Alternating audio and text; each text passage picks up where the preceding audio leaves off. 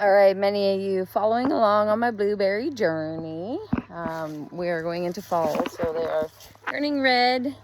I've decided that I'm going to leave this trellis up for the winter. I've taken the netting off, but I'm going to leave it up and see how it goes. Now, obviously, I'll be checking on it in the heavy snow. If any of it breaks, I'll quickly come out and I'll deal with that.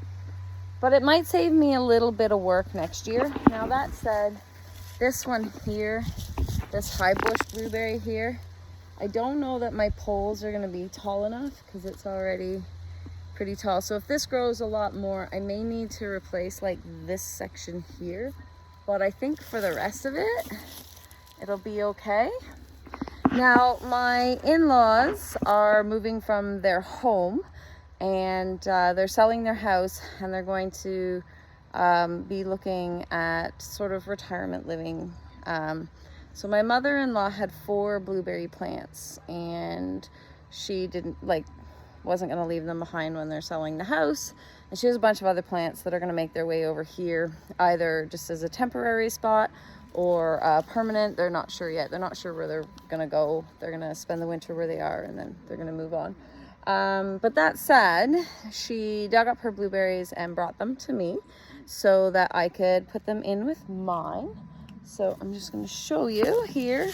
So in my blueberry planting video that I have on our YouTube channel, I planted this blueberry and I planted this blueberry. Now remember, we were in a drought, so there are some dead branches on some of these.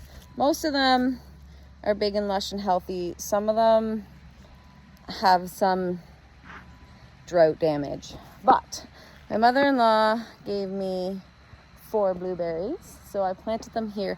Now, for those of you that have followed along for a while, you would know there's my garlic bed here, and then here I originally had a little bit of a raised bed that I had strawberries in. The strawberries have been long gone, and I've been meaning to rip that bed out for a while. It was literally only a temporary bed, so it's gone, and these blueberries are in place. But the other thing I did was have a blueberry there and have a blueberry there, and this is on the edge of a hill. So you can see we're on a hill here.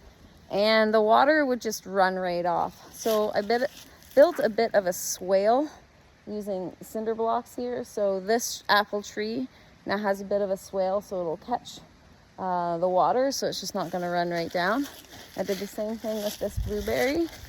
Did not do it with the plum trees. They seem to be doing fine without it. And I did the same thing with this blueberry. And again, that plum tree's fine.